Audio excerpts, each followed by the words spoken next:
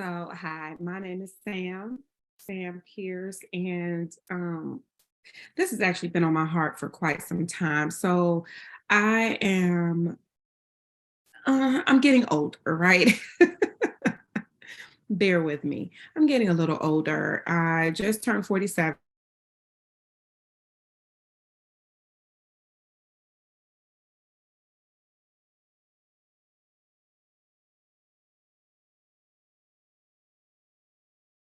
Of I don't know, maybe 50 what the fucks per minute. And I know that's not uncommon, right? I know that we are living in a state of life that is troubling. And I don't have any better words than that to put it in. So, pandemic was a few years ago. This is turn.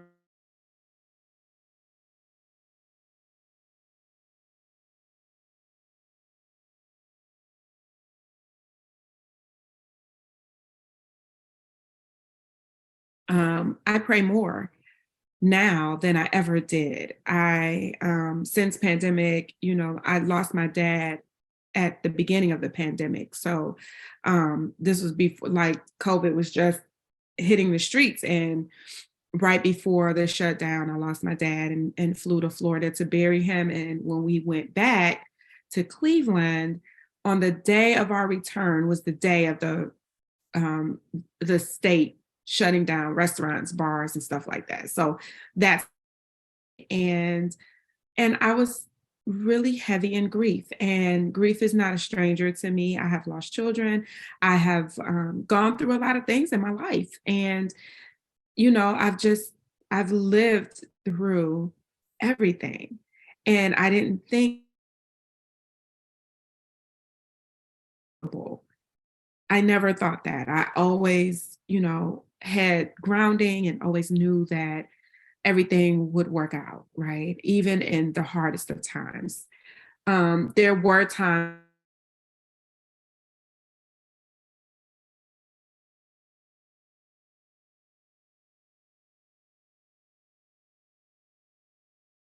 because, I mean, where's it going and what's it really doing? What is it accomplishing?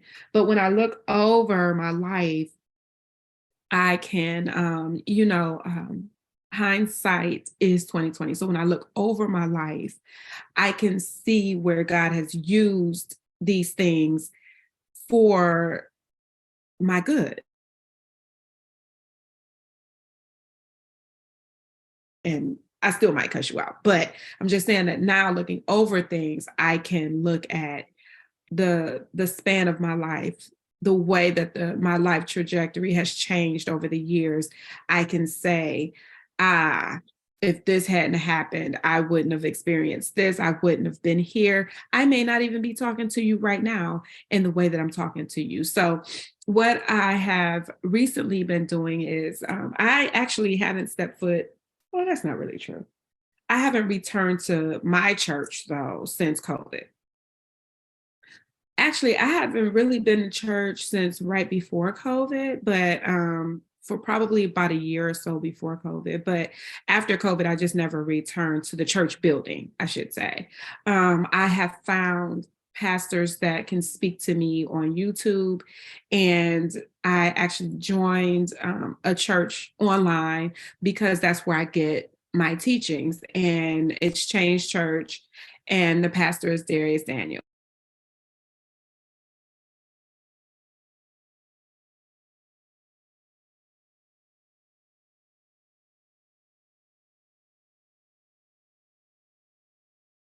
Church that I need to belong to. And so that's what I've done. So I listen to a lot of church online on YouTube, and I listen to a lot of other pastors.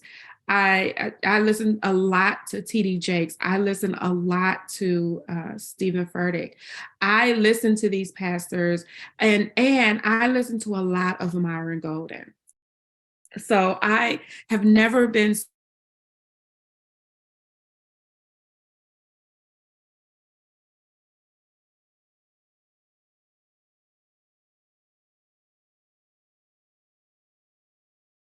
to align, right? And so this has been the journey over the last few years. And so recently I have listened to sermons, and I've said to myself, these are great sermons, but I don't know how to apply them in my everyday life. Like, it sounds good. It's, excuse me, y'all, but I don't know why. As soon as I hit record, my nose started like running. And I'm in Ocala right now. It's not cold by any stretch of the imagination. And although it was kind of stormy today, but um, so how does this apply in my everyday life? And that has been the theme that has been on my mind for, I don't know, a few months now. So now that Dharius Daniels and other people have been uploading content to YouTube daily, as opposed to, Sunday and on Wednesday night for Bible study. So it has been very helpful because what he has done is broken out pieces of sermons as messages. And this has been very helpful to me because I will listen to the entire sermon now, and I will break it up myself, to be perfectly honest with you. I have done that and shared it with friends. But he has started breaking out the sermons and pulling out important parts of the message as a point. And then I've been going through a very tough time over the last few months, like over the last year, I should say. And I have been diligent in my prayer life, learning how to pray, trying to learn where to go in the Bible for whatever it is that I need in the moment, and not just opening up the Bible and saying that I'm reading it, just trying to be very intentional. And so the thing that I'm dealing with over the last few months, maybe the last month or so, has been how to come to the throne boldly. And I was able to, I remember, now I can't find the sermon that I was really looking for, and I'm still going to be looking for that, and I may come back and redo this. But I was able to find a few breakouts of Dharius Daniels sermons that talk about how we're supposed to be praying and not settling in our prayer life, because we settle in our real life. Well, let me rephrase that. First, we settle in our prayer life, and then we settle in our real life. And we need not to settle in our prayer life, because God wants us to have this abundance and that surpasses understanding. And I want that. I want all of that. And I want everything that God has for me. But in my prayers, I don't represent that well, because one of the points so these sermons are kind of meshed together in my head. And the one that I'm going to play for you, the piece that I'm going to play for you, it doesn't encompass it all. But one of the things that he was talking about is that a lot of times we sound like we're talking to God. And it's like, I know that that's me. Like, okay, the Lord, if you could just do this thing for me, I just need to get this rent paid. Oh my God, my car note, blah, blah, blah. Everything is all messed up. And I just need your assistance and yada, yada, yada. Yes, I have done that. I am guilty. And that's a way of settling. And so how does this apply in my everyday life when he says you can't settle in your prayer life, but when you have this emergency and you're waiting for something to happen, that is the weight that you're carrying. And so you can't even really see past the trees in the forest. And because they're literally right here. This tree is just so big, it's right here. And you can't even back up enough to see the rest of the forest or to see the light that's, through the forest, and it's hard. Life is hard, y'all. So, but this clip is talking about, want to play it for you. It's about 13 minutes long. And then I just want to break this down in real life terms from my own perspective. And for the record, I am not anybody's preacher, professional Bible reader or interpreter or anything like that. I'm only talking about it from my perspective on what it means in my life and for me, and the questions that I often have. And I was actually talking to a friend about it earlier, and I said, I can't be the only one with these types of questions. So I just want to, be diligent and obedient in my quest for the answer, right? So when I'm looking at what my questions are, and I'm saying to myself, I know that the answer is there, and I know that I'm not the only one that has these questions. And then the inkling is you should record it and put it out there and see what everybody else is thinking. Then maybe we can just feed off of each other. So I'm just going to play this for you. And it's, let's see, 13 minutes, and I'm already about 45 seconds in. So here we go. Settling, watch this, family. Settling, watch this. Practices first. Settling shows up in your prayers first.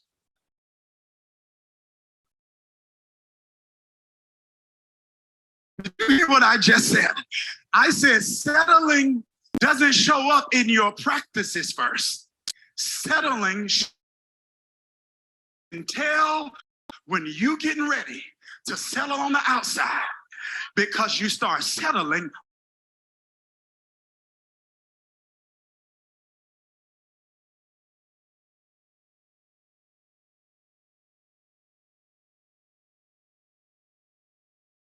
Your prayers all of a sudden become tamed.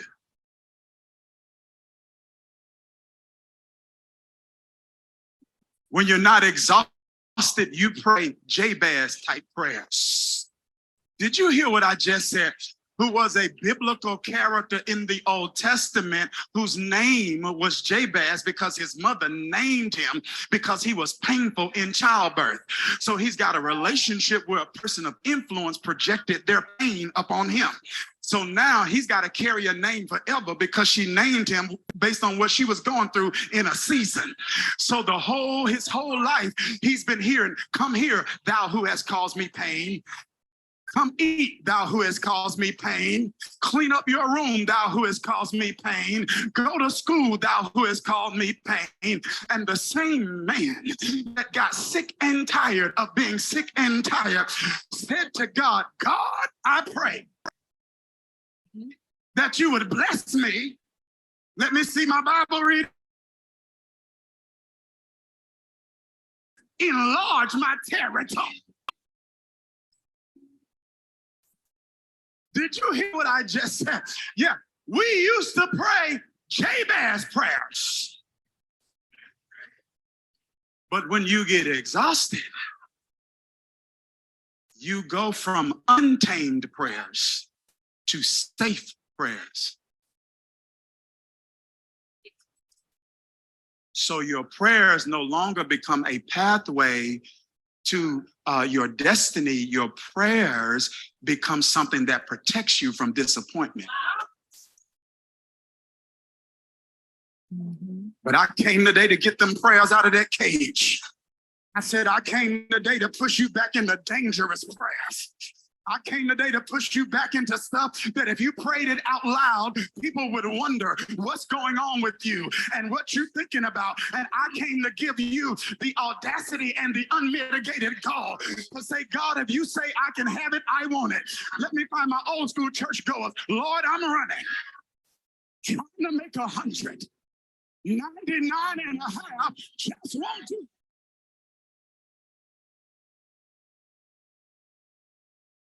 Because settling shows up in your prayers first. Safe prayers.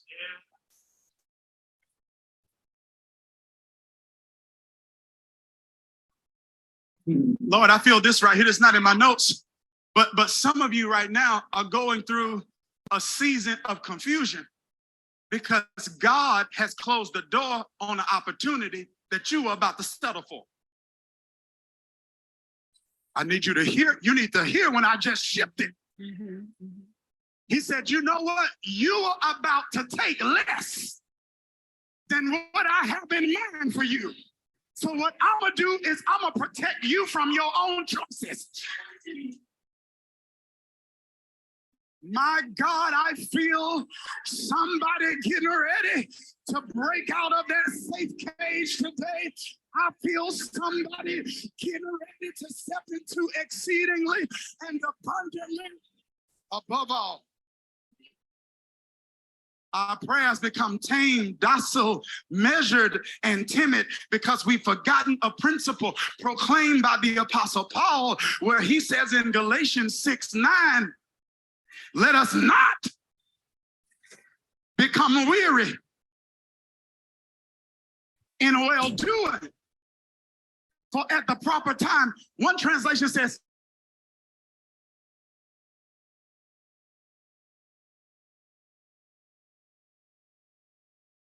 four seasons: winter, spring, summer, fall. But in the kingdom, we got a fifth season: winter, spring, summer, fall, and due season. I came to tell somebody, you in the fifth season of the year, this is your due season.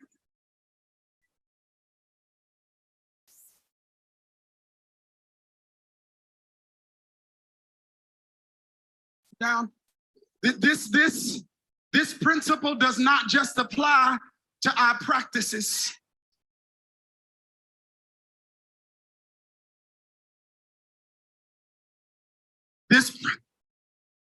See, wait a minute. I think y'all, give me Galatians 6:9 one more time, because what I said wasn't incorrect, but I was almost incomplete. Let us not become weary in well-doing, for at the proper time we'll reap a harvest if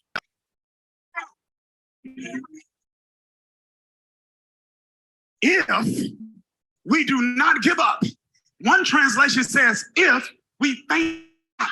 One of the reasons people faint is because of sickness. Another reason people can faint is because of exhaustion. And the devil's trying to wear you out emotionally, because he's not trying to get you to faint physically. He's trying to get you to faint emotionally. But if I was sitting next to you, I'd shake you and say, wake up. If you don't quit, there's a tipping point. If you don't quit, there's a place and a space that you will step into where all of the labor and all of the years and all of the work and all of the effort starts compounding, and all the work you put in for years starts compounding in your life in a season. Come on now. Where the reapers start overtaking the sowers.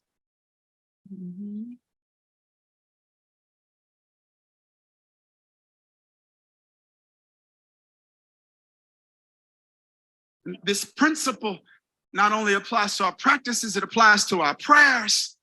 And an amazing example of this is seen in our text here in the book of Genesis. This is an interesting story, because Jacob's story, ladies and gentlemen, is a powerful personification of the importance of persistence in prayer.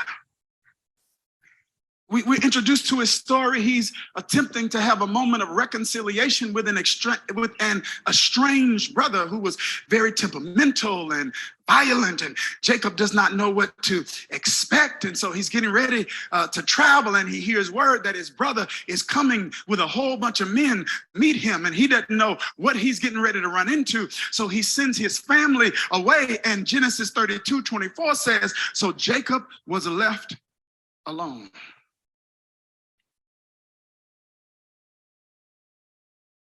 He was left alone. This was important because there are times where God orchestrates isolation to free you from codependency. I wish the 9 o'clock would talk back to me today. I said there are times where God orchestrates isolation to Mm. Let me go back over here. I'm going to say it one more time. Are y'all okay? I said some ghosting was God. You know, I can't believe they ghosted me. And God was like, I was behind that because I needed to show you something that you couldn't see unless I allowed you to experience that. Because you wouldn't know I was all you needed until I put you in a situation where I was all you had. And Jacob was left alone. And it says, and a man wrestled with him till daybreak. Wait a minute. All right. In verse 24, it says, a man wrestled with him. Am I making sense? This is a little confusing. But in verse 27, it says the man asked him, what's your name? Jacob. He said, your name will no longer be Jacob because you struggle with God and with humans. Mm-hmm. Now pay attention, Put that y'all. on the Pay screen, attention. guys. With God and with humans. You're getting somewhere. So wait a minute. Verse 24 says, it's a man. Mm-hmm.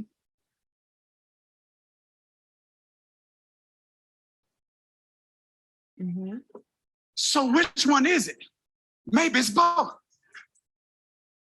Because you can be wrestling with God and you at the same time. I am just throwing out for your consideration that Jacob was wrestling with Israel. Israel is who he was getting ready to become. Jacob was who he was. And if you are honest, we are all in seasons where there's a wrestling match between who I used to be and who I'm supposed to become. Mm-hmm. Yeah.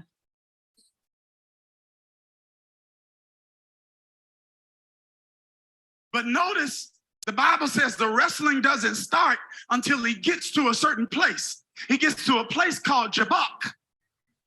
Mm-hmm. And God says, this is as far as Jacob can go. Once you leave Jabbok, Jacob stays in Jabbok. I feel this. Jacob went in, but Israel is coming out. Did you hear what I just said?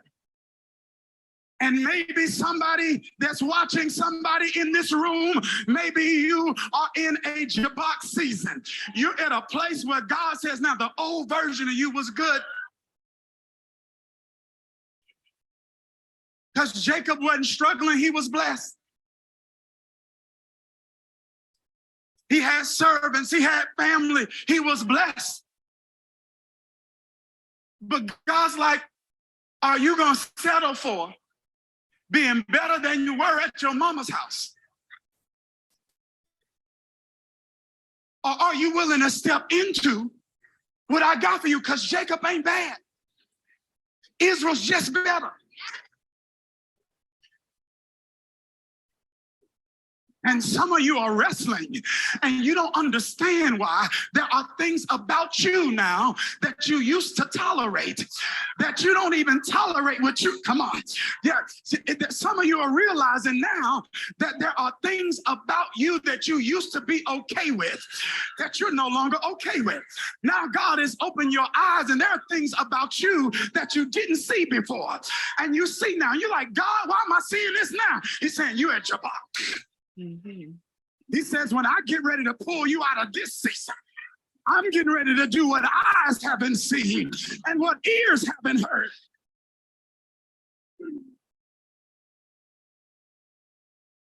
Yes. He says, this version of you is good, but what I have for you in the future .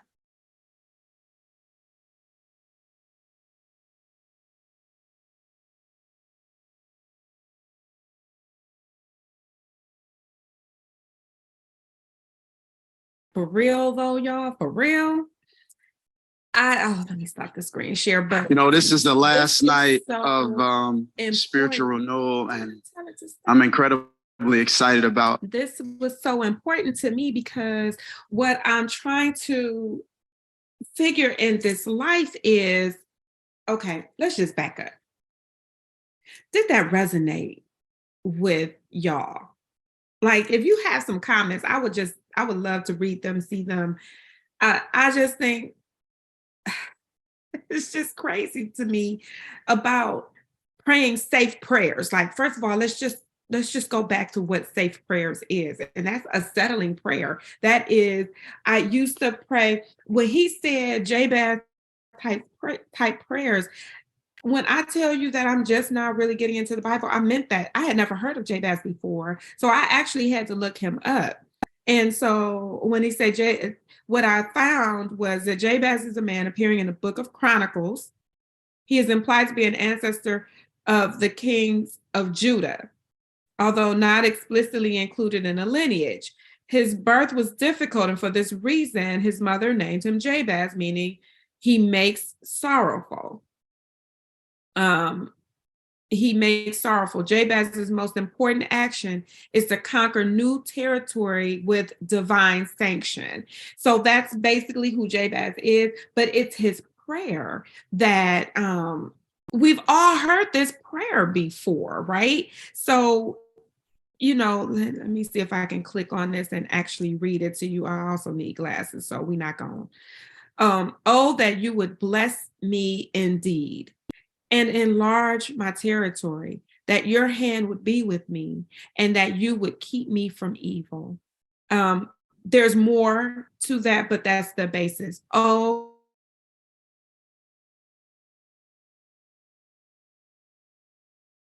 that your hand would be with me and that you would keep me from evil.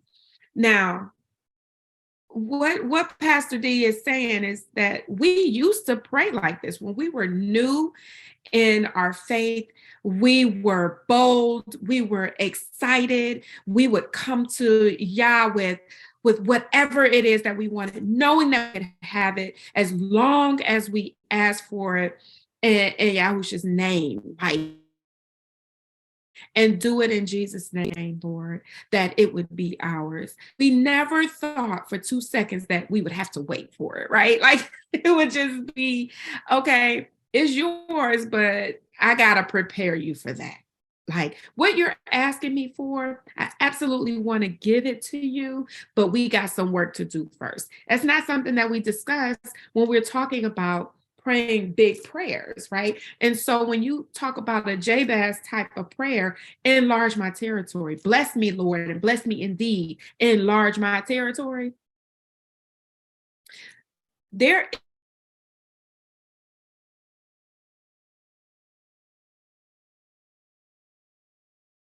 then has to prepare you, because if he just dumped it in your lap the next day, you really wouldn't be prepared for that. You would lose it all, right? We don't know that. We're not thinking like that. We just need what we need, want what we want. We ask for what we ask for, and now we're expecting it, right? So those Jabez type prayers start to get watered down the longer that we have to wait for it, right? And we just start to, okay, well, maybe not enlarge my territory, but can I get a promotion? You know, like, we start to settle. And so this is a real life thing. And then how do we not do that? How do we not settle in our prayers? How do we keep Jabez type prayers on our mind, on our tongues, on our hearts? How do we put that into our children? We have to pray big prayers, always asking for alignment into the abundance, that our territory gets enlarged, but that we are prepared at the same time, right? So this is my struggle right now. Like, how do I keep the Jabez type prayers when everything is falling apart? My life right now, and I know that this is an exaggeration, right? Because if I start thinking about things that God has done for me, then I could start naming them, and this whole conversation would be null and void. But what I'm saying is that sometimes life, it looks like a shit show. So it when you're feeling like you're in a shit show, you're like, oh my God. And then you start focusing on lack. And then you start to forget all the things that Jesus and that God has done for you. And this is very important because this is one thing that my friend just reminded me of as I was talking to her about, what my needs are and so on and so forth. And she was like, bitch, first of all, you're in Florida right now. You're in Ocala right now. God got you there. You didn't even know if you'd get there. So we're here for cheer competition. And it was a real struggle.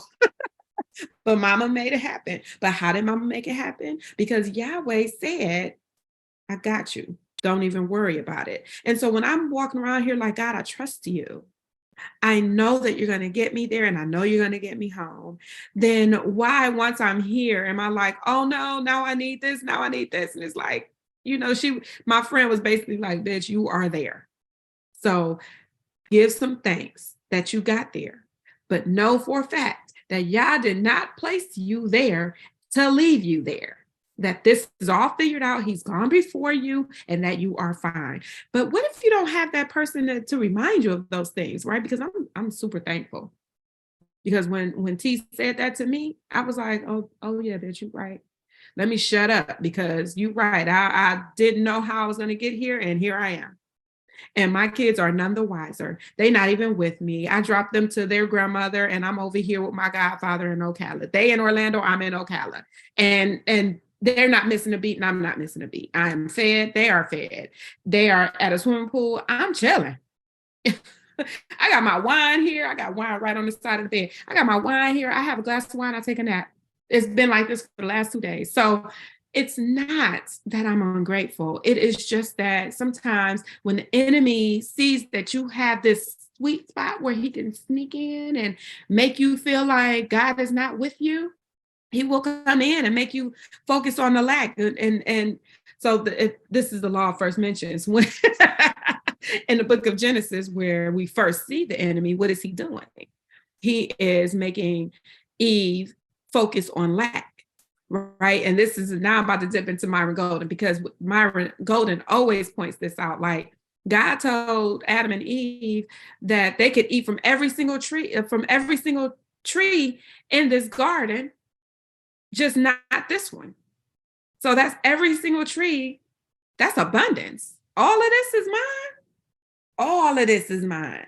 And when, law first mentioned is how the enemy first appears is how he'll always appear. And what he first does is what he'll always do. And that is he came in and he switched the narrative on Eve and made her focus on the one thing she couldn't have. So God said you couldn't eat off of this tree here. And all of a sudden she forgot about all the other trees. Bitch, you got 1,500 trees right here. Why are you even thinking about that one tree? Oh, because this serpent said, and also law first mentioned is he appeared in the way of a serpent because we're in a garden and the snake is supposed to be in a garden. So when the enemy appears, he appears as what's supposed to be there. And he don't look like, a little devil with horns and stuff. He don't look like that when he appears. He appears as what exactly is supposed to be there. So he appears to me as a worry. I'm a parent and I don't want to mess this up and I don't want to be stuck and not get them back to Cleveland for school and all the other stuff. So of course the enemy is going to appear as a worry. And so that's what I need to focus on, that, hey, you are here. God has gotten you here. You are living this most abundant life. Yeah, maybe there's only $50 in the bank. But that is not your concern. Yah has figured this out. But the enemy will come in and say, oh no, bitch, you only got $50 in the bank and this will never work. Yeah, but I'm gonna come back and I'm gonna let y'all know how it works, because I know that it's gonna work, because Yah wouldn't bring me here just to bring me here. There's more. There's always more. So in everyday application, like, Darius Daniels talking about focusing on praying big Jabez type prayers and focusing on with Jacob, like if you're in, I can't even remember how to pronounce this place. Is it Shabak? If that's where you are, And I believe that that's where I am. And you are fighting with yourself, with the new you versus the old you, then you're going to have this tug of war. And we're going to have this, this push pull about what we're supposed to be doing. And we're going to do battle with ourselves. But the important thing is to make sure that the new you wins, right? So you have this anointing on your life. You have this thing that you're supposed to do, but the old you can't do it. The Jacob version of you cannot do this thing. You have gone far enough, and Israel has to come out. So if you're in Shabbat right now, don't forget your Jabez type prayers and do the battle that needs to be done. Yeah, you might come out with a limp. I mean, you might come out with a limp, but wear the limp proud, because in the end of the day, Israel won. Israel won. And this is so important. So if Israel has to walk with a limp for the rest of his life, it will have been worth it.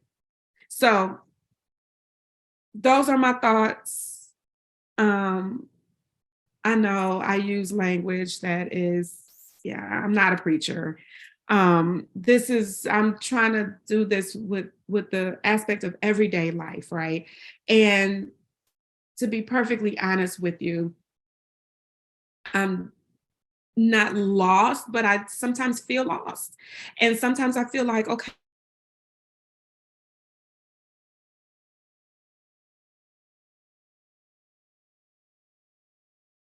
story. And I look at him all the time because Jacob is just so phenomenal. He's not he's not the conniver that his name says that he is. Well, I mean, he definitely was, but he's not that person. And God uses him and changes his name. And so if I look back over my life and I start thinking about the things that I've done in my life, um, I'm hoping and praying that God still uses me, because I've done some things. I did some things last week. I was telling my friend, I was on some bald head hoe shit just very recently. We're not perfect people, but that doesn't mean that God is not going to use me. And that's something that I have to remember, because that's also a way that the enemy comes in, because he's like, you did that bald head hoe shit. So he's not going to answer this prayer. He's not going to get you home. You only got $50 in the bank, bitch. You about to be stranded. It's not true. The devil he's not able to tell the truth.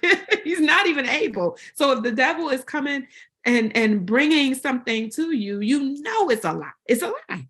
He can't even tell the truth. So I leave that with you. And I just say that, you know what, thank you for even indulging in this conversation. If you have some comments, please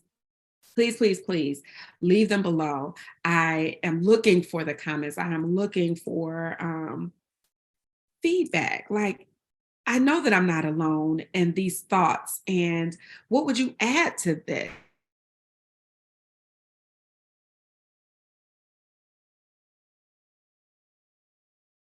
57 right now. By the time I'm 57, I want to be a little bit better than what I am today. So let me know what your thoughts are, and I'll sign off on that note. May Yahweh always be with you.